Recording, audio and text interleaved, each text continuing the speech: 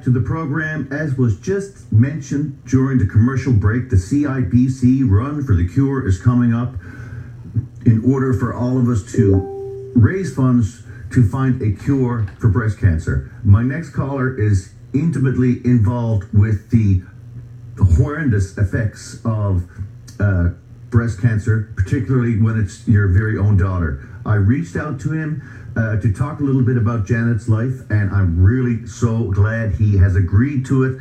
She is such a wonderful person. Everybody who knew her loved her well, and her dad, Leroy Edmonds, is on the line. Mr. Edmonds, how are you? Hi, Daryl. That is Leroy. Not Mr. Edmonds, please. Oh, you know what? I think I've spent my whole life only calling you Mr. Edmonds, so I'm really uncomfortable calling you Leroy. Understood. But that's fine. I don't know where to start. Let's talk about what some memories you have of a young Janet Edmonds as a child. Was she always drawn to acting? Oh, Lord, yes. You know, she was, from the time she could talk, pretty much. We had friends, a co-worker who was named George. His wife was merged. They had one child named Chris. And when she was maybe 3 years old, 4 years old, sometimes she wouldn't answer to Janet. She was merged. And her one teddy bear was Chris, the other teddy bear was George. So right from there, you know, I mean, she was born to the stage, shall we say. I first met her, she used to knock around with my buddy Sean McCann while we were in Rankin Street. That wasn't yesterday. She actually made me a T-shirt with a Rankin Street T-shirt that I think she painted or drew with a tin whistle and a Rankin Street sign, which I've lost, and I've often pined for that T-shirt. What struck me about Janet when I first met her is A, how strikingly beautiful she was, but B, how she wasn't caught up in that, and she was just a totally humble person. Never. I you know, sometimes I think she in the acting community, in the arts field, I think she looked at that as a drawback. You know, as people focusing on the fact that she was a beautiful woman, as opposed to how well she could act. You know? Yeah, well, she was beautiful inside and out, because boy, could she act. Absolutely. How many plays have you seen her play in, dare I ask?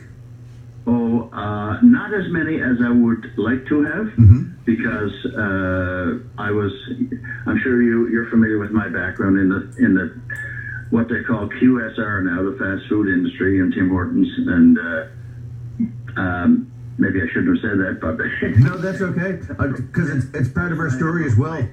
Yeah, and I didn't have a lot of time, a lot of spare time sometimes, but I wish now that I had seen more. But I saw enough to know that she was, you know, she had talent, and talking to other people, same way, same thing, you know. So tell me about when you first learned. What year was it that you first learned that she had, at that time, stage 1 breast cancer? Well, she died in 2017. She was diagnosed 4 years prior to that, 2013. I think it was June. It was, I think, early summer. And at that time, it was, you know, it was a small lump that she discovered, and they did the surgery right away. She opted for the lumpectomy rather than the mastectomy. She said afterwards that she had realized the implications of the type of cancer that she had, she probably would have gone for the mastectomy. But the thing is, she had so many autoimmune problems to start with. You know, she had 2 strikes against her right from the start, because she had type 1 diabetes, and she had a lot of autoimmune issues. And it took 3 surgeries before they got it all. They were convinced they got it all, but then I guess by that time it had spread, you know. And it had spread, and it suddenly at what was stage 1 was stage 4. Yeah, absolutely. So she made a really interesting decision then. Instead of, you know, pining for her own situation, she decides to throw herself in the role of Lady Macbeth at Perchance Theatre. Absolutely. Acting was like oxygen to her. You know, she wrote something one time, 25 random things you may not know about me, or something like that. And one of them was she had found out that she couldn't live anywhere other than St. John's, Newfoundland. So, you know, she was tied to this rock inextricably, and she was tied to acting in the same way. You know, they were both what kept her going. And a friend of mine told me she knew of a lady about Janet's age who was diagnosed with the same type of breast cancer at the same time Janet was. And in spite of Janet's other issues, she got 4 years. The other lady, a friend of mine was telling me, got 2 years. So make of that what you will, but she was, you know, I don't know, she was taking advice and supplements from a naturopath in Ontario. She credits that with prolonging her life. Some people may not agree with naturopathy, but she credits, you know, that with improving her life in the long term from 2007, I think, when she first started with that, and the time she passed. I did see that production of Macbeth out at Cupid's, and it, well, I mean, A, she was amazing, and B, the majority of people who were in that audience were aware of her story, and just juggling those two different things at the same time, where you're going back and forth between the play itself and the reality of what she was going through. Yeah, and it was a very challenging season from a weather point of view. It was not a great season. It was cold, it was wet, it was rainy, it flies, but Danielle Irvine, the artistic director, I think, said she just didn't complain. She just threw herself totally into and maybe it was a bit of the fatalist.